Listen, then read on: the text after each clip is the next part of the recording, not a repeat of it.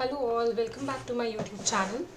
तो जैसा कि आप सब जानते हैं, हमने रिसेंटली सीक्वल ट्यूटोरियल स्टार्ट करे हैं and in the entire series we are going to cover the different clauses which are part of SQL. तो अभी तक so far we have just discuss two, तो इसका मतलब आपने बहुत ज़्यादा मिस नहीं किया है। आप मेरी पुरानी वीडियोज़ को जाके देख सकते हो इन ऑर्डर टू अंडरस्टैंड कि सेलेक्ट क्लॉज क्या होता है एंड ऑर्डर बाय क्या होता है। सो अब हम मूव करते हैं आज के टॉपिक पे। All right. सो जो हमारा आज का टॉपिक है वो है डिस्टिंक्ट क्लॉज। डिस्टिंक्ट क्लॉज क्या करता है आज हम वो समझेंगे। तो बेसिकली जो आपका डिस्टिंक्ट क्लॉज है it will help you to return unique rows. So जैसे आपका जो टेबल है, जो आपका डेटा है, राइट। सो मैंने यहाँ पे क्वेरी अभी जस्ट रन की थी, एक बार चलो फिर से कर देती हूँ। देखो, सो यहाँ पे आपने सेलेक्ट एस्ट्रिक फ्रॉम एड्रेस किया, राइट। आपने बहुत सारा डेटा यहाँ पे सेलेक्ट किया हुआ है। तो आप यहाँ देख सकते हो एड्रेस है, ठीक है, डिस्ट्रिक्ट है, सिटी आईडी है, पोस्टल कोड है, फ़ोन है। Now what if I want to just see the distinct city IDs from the address table. So if I do select distinct city ID from the address table, so what we will do? So let me play, like run this query. So this will give you the distinct city IDs. Okay. So कुछ ऐसा देखते हैं जो तुम्हें थोड़ा ज़्यादा readable format में हो। तो डिस्ट्रिक्ट ले लेते हैं, चलो।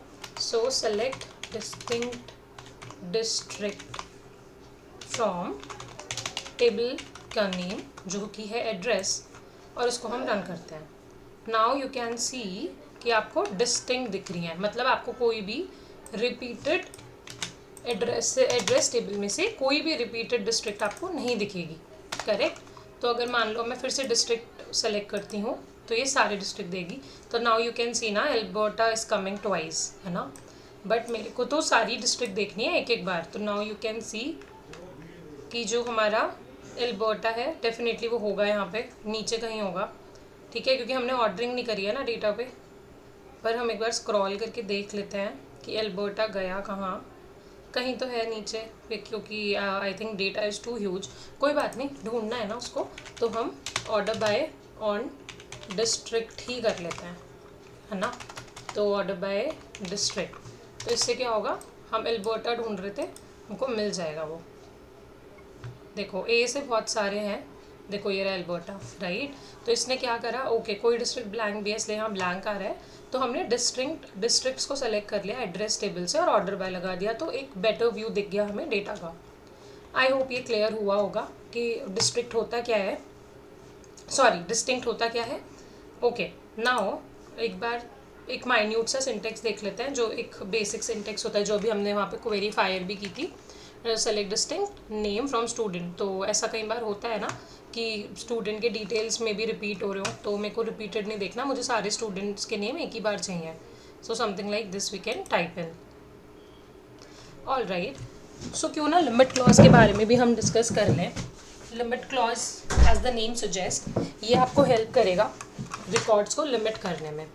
मतलब क्या मतलब है इसका, बिल्कुल सही क्वेश्चन है। इसका मतलब ये है कि जैसे अभी आपने इस टेबल से सेलेक्ट एस्ट्रिक किया, select asterisk from address, okay, इसको हटा दो नीचे वाली क्वेरी को, maybe that's why this is throwing error, ठीक है। यहाँ पे सारा डेटा आ गया, लेकिन मुझे नहीं देखना सारा। मान लो मैंने नया नया डेटा क्रिएट किया, अब मेरे को सब कुछ नहीं देखना, मेरे को बस ये देखना था कि कॉलम्स क्या हैं क्या नहीं है, मतलब क्या डेटा है। तो मेरे को पूरा data is not significant for me, मेरे को तो एक नॉर्मल छोटा सा व्यू ही देखना है डेटा का। तो मैंने क्या करा, लिमिट 10 कर दिया। इसने क्या रिटर्न किया, 10 ही रिकॉर्ड्स मुझे रिटर्न करें, राइट। तो ये कब हेल्पफुल होगा, जब मान लो आपका क्लाइंट है और कुछ नई रिक्वायरमेंट आई है एंड उस बड़ी सी क्वेरी को लिखने से पहले आप बस थोड़ा थोड़ा डेटा देखना चाह रहे हो। आगे हम डिस्कस करेंगे, बहुत सारे ऑफ कोर्स आप बहुत सारे क्लॉजेज अप्लाई करते हो डेटा पे as per the requirement.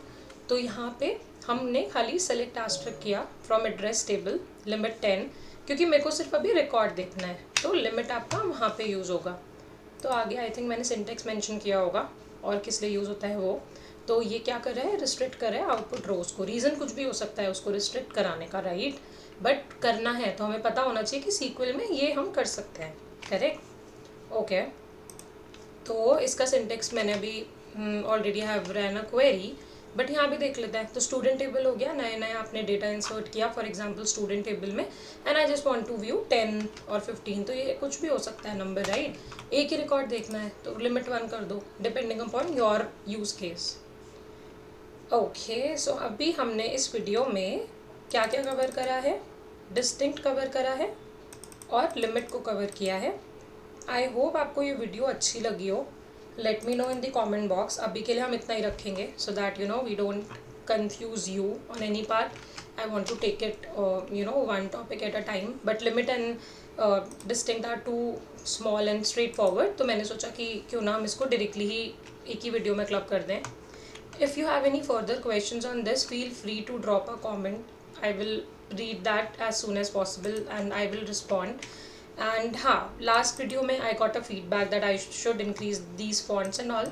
So I have done that. Maybe जब मैं ये upload करूँगी तो it will look more readable. So yeah, thank you for giving the feedback. I really appreciate that. And I hope you will come back to watch the next video also.